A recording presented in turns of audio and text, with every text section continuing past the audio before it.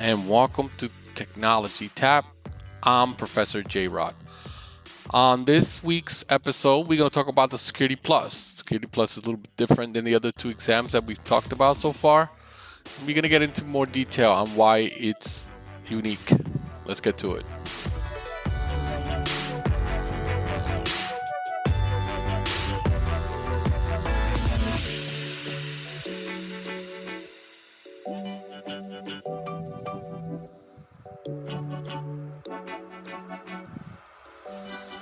All right. So I said at the beginning, we're going to talk about the Security Plus. The Security Plus is different from the Network Plus and the A Plus is that it is more definition centric than the other ones. And what do I mean by that? Well, in the other ones, I mean, you have to know like what a router is, what social engineering is, what dumpster diving. But I feel that the Security Plus has more definitions that you need to memorize. So let's go through some of the examples.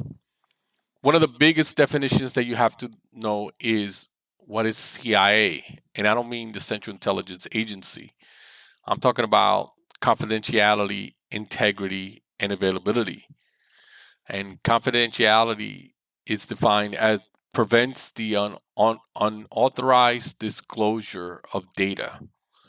And integrity provides assurance that the data has not been altered by unauthorized individuals, and availability indicates that access to the data and services are not denied when needed.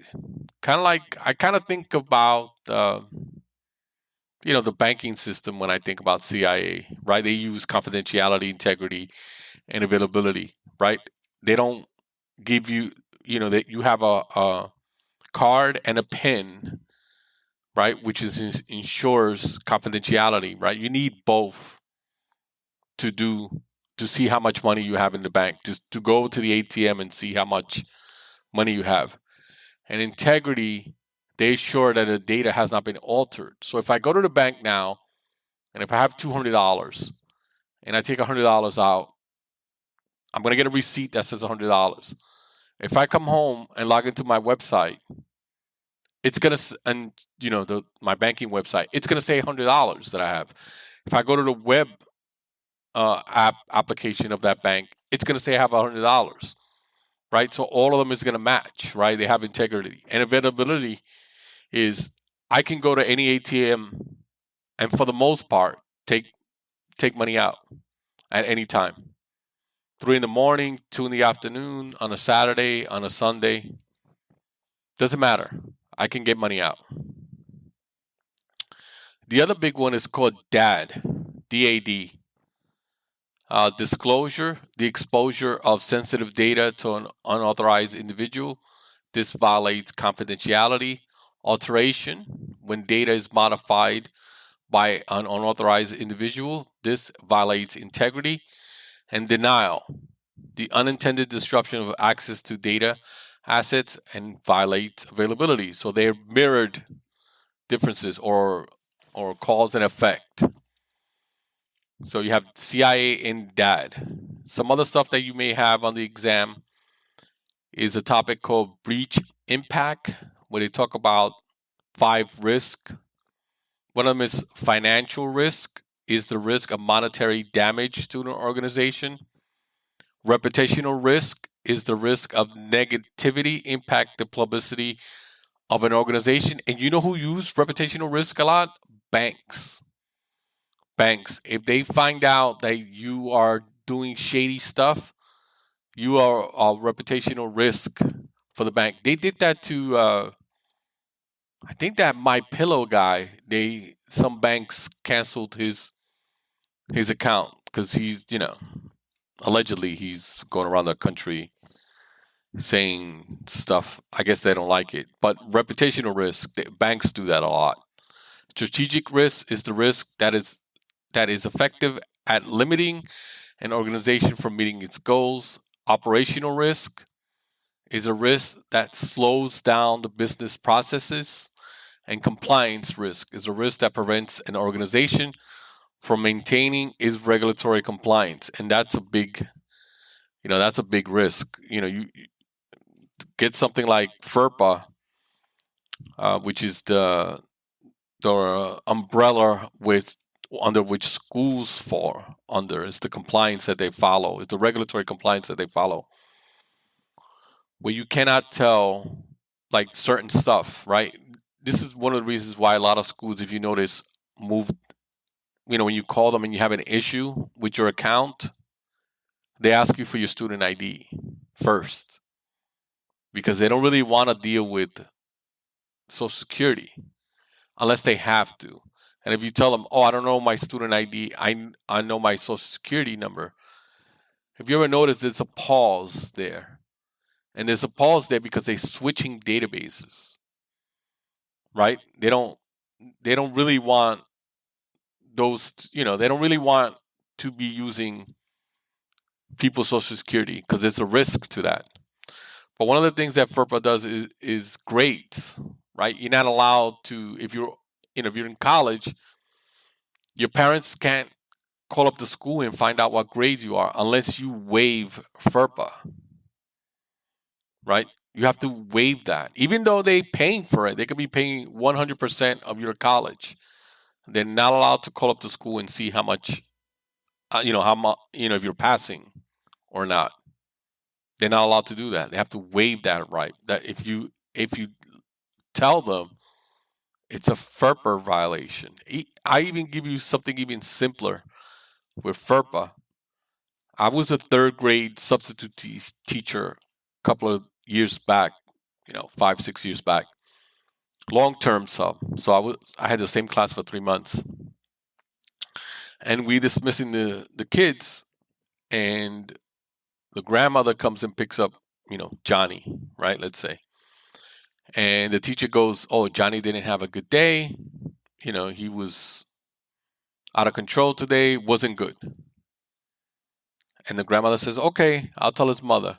Principal walks over, tells the teacher, that's a FERPA violation. Right? Because grandma's not on the list. Only mom and dad are on the list. She told the teacher, that's a FERPA violation. You can get in trouble for that. So, was it really? Probably. Did she have to say that? No.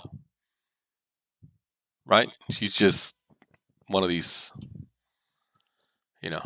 All right. Security control categories. You have your technical controls. Technical controls use technology to reduce vulnerabilities. Examples of that are encryption, antivirus, intrusion detection systems. You have your administrative controls. Administrative controls use method mandated by organizational policy or other guidance, such as risk assessments, vulnerability assessments, pen testing, awareness training, which is huge now, change management, and contingency planning. And physical control is any controls that you can physically touch, such as lighting, signs, fences, security guards, and more. And now this. Looking to change careers? Does your kid need help in math? Want to learn how to code? If you're in the Westchester County area, then you have to go to a Red Market. A Red Market is a full-service market that offers the following: coding classes, Python, C++, Java, and HTML. Tutoring services like math, science, and English.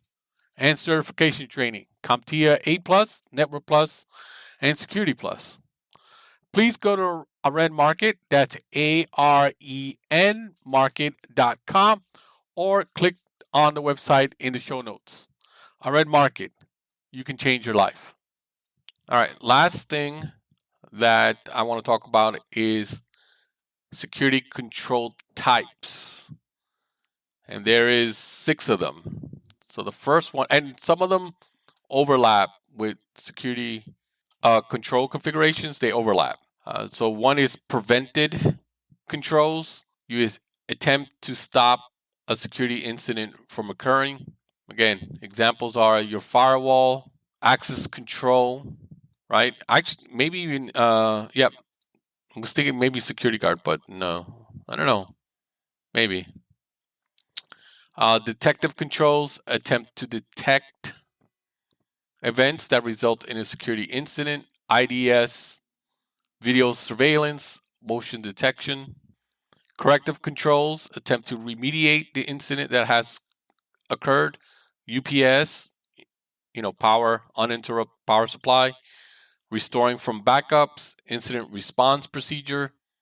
Deterrent controls attempt to discourage a threat. Guard dog, security signage, right? No trespassing. Barbed wire.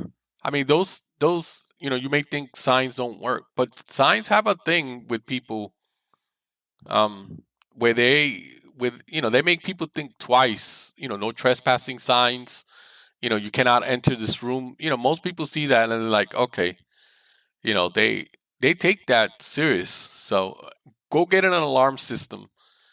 And if you have an alarm system and your neighbors see the alarm person installing it, a lot of times the neighbor will ask you for an extra sign. Why? Because they want to put it on their lawn, and it will stop that. It would make the person think twice before breaking in, right? Because if I have a sign and my neighbor has a sign, but the other neighbor doesn't have a sign, which one is the thief is going to break into? Probably the third neighbor, because he doesn't have a sign. So a sign works. Physical controls provide security controls for physical environments, right? Fences, barricades, burglar alarm, and compensating controls provide alternate controls when the primary control may not be sufficient. Separation of duties, mandatory vacations, right? When you take mandatory vacation, you have to take 2 weeks consecutive. Why?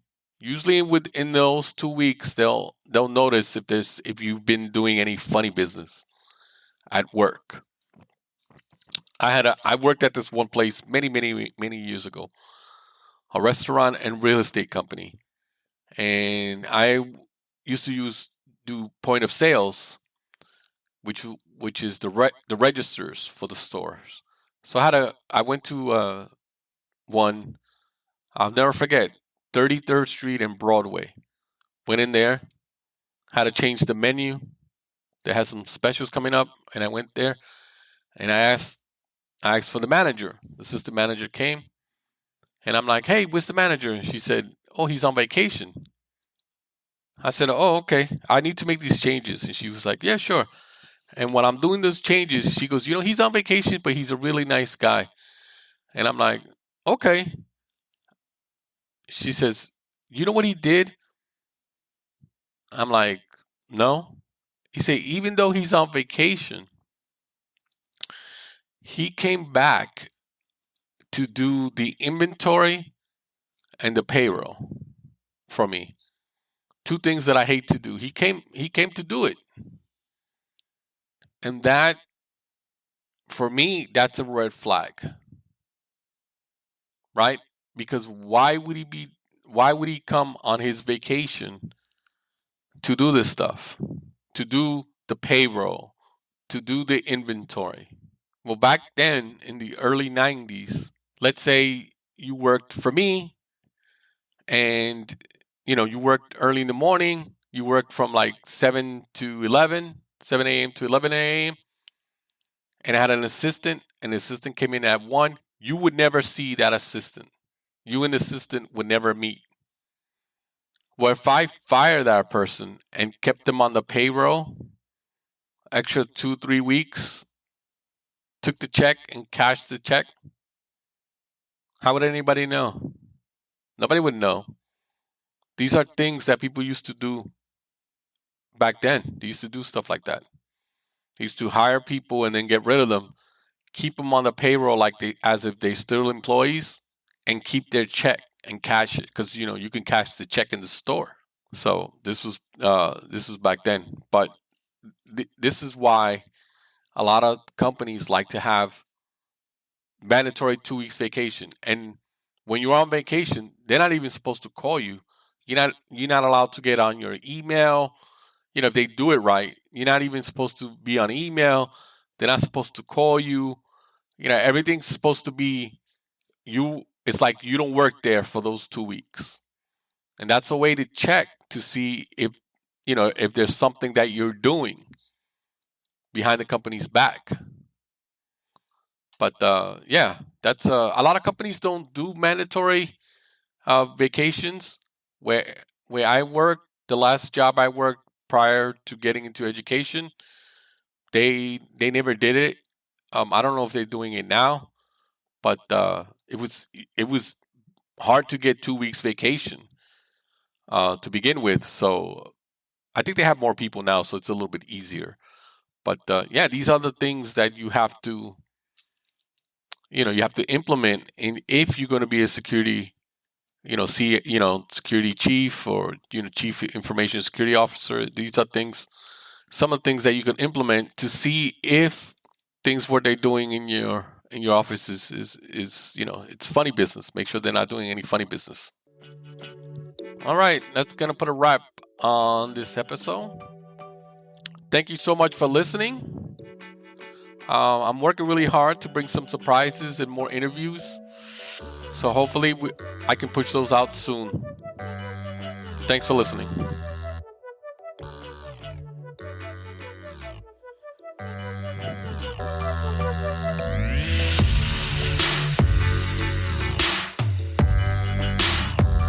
This has been a presentation of Little Chacha Productions, art by Sarah, music by Joe Cum.